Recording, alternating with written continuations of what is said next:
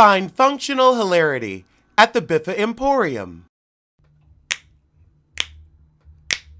Girl, it's what I heard. Allegedly, it's just the word. Allegedly, it's on the street. Allegedly, I sing to the beat. Allegedly, lee, lee, lee. Allegedly, lee, lee, lee. Allegedly, lee, lee, lee.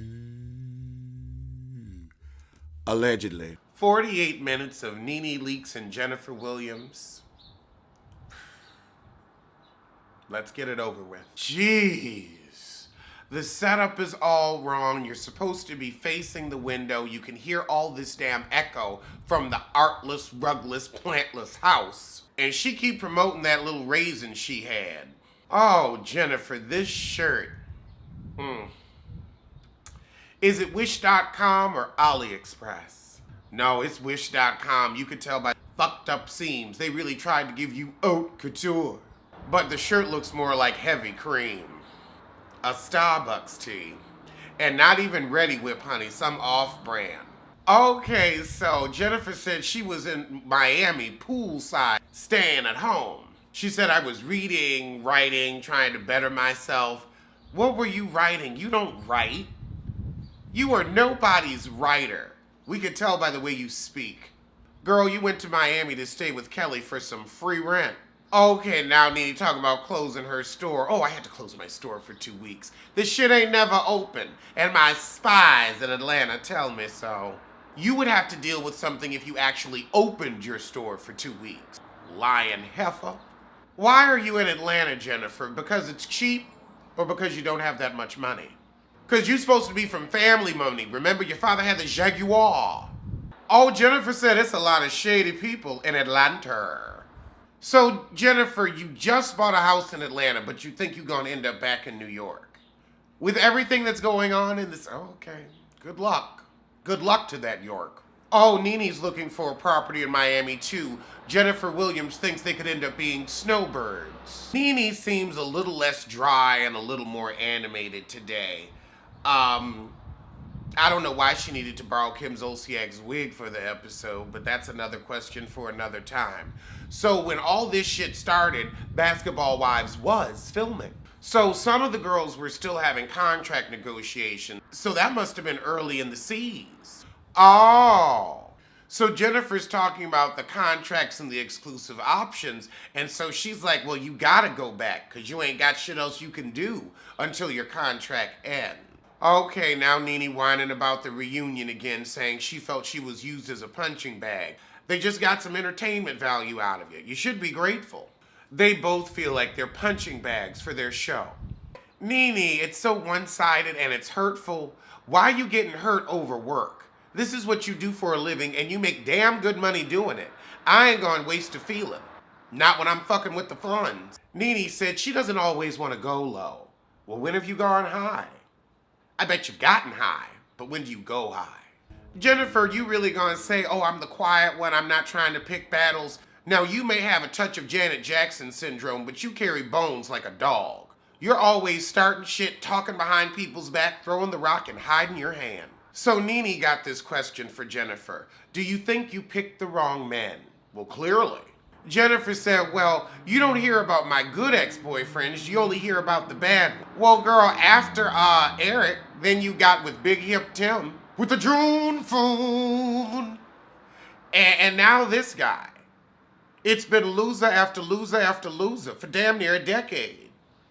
Oh, and then you fucked Al Reynolds in Vegas with no condom. Yeah, you're picking the wrong men. So then we talk about Jennifer's type and her choices in men, and that gets Nene to talking about how she ended up with Greg.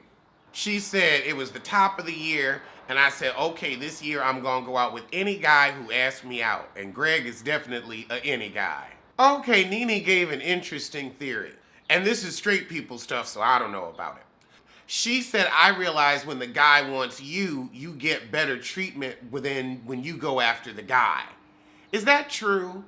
I could see that being true in some cases and not in others. So Nene says, so do you pick or do you allow a man to pick you? She says, oh, they pick me because I don't approach men. I run them off once we're in the relationship. Jennifer ain't got no game. She like, I don't know how to flirt. That's probably why you with these shitheads.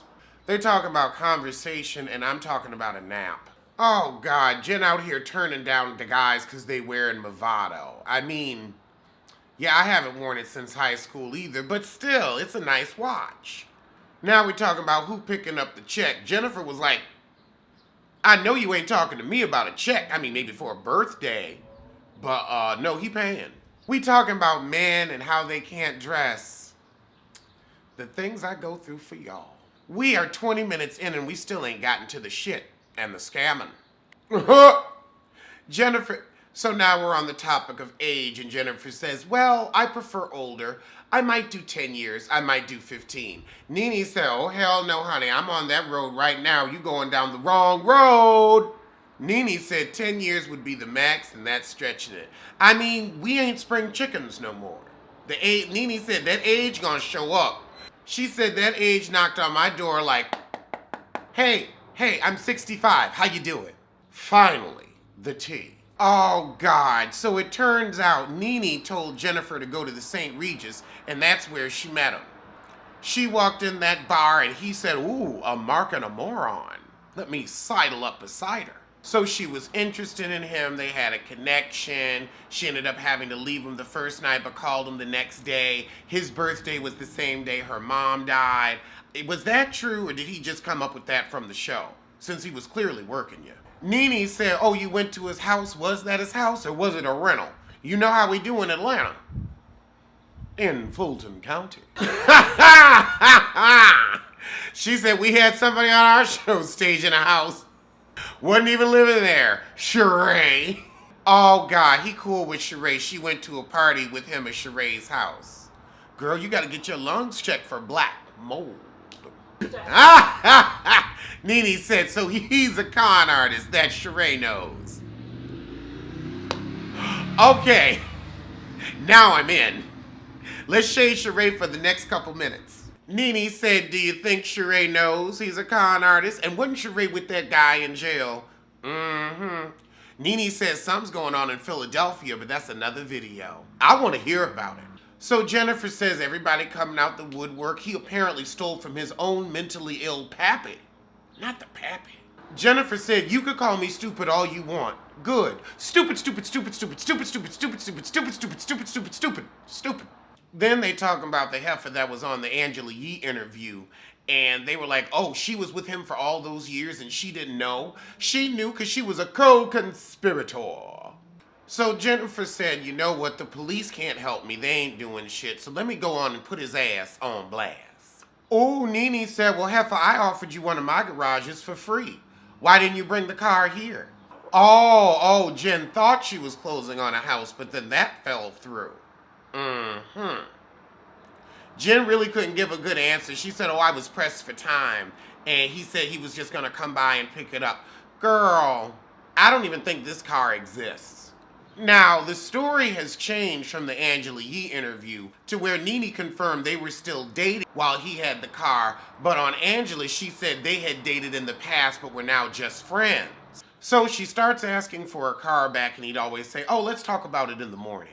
So as she got more persistent, he started to block her phone calls. Well, if you filled out a police report, why don't you just call the insurance company and get your car back?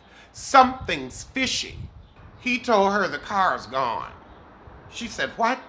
So she goes to the police and the police tell her, okay, if you really want to do this, it's going to fuck up his world. You might want to go home and think about it. See if you can get the car from him again before we put that felony on that ass.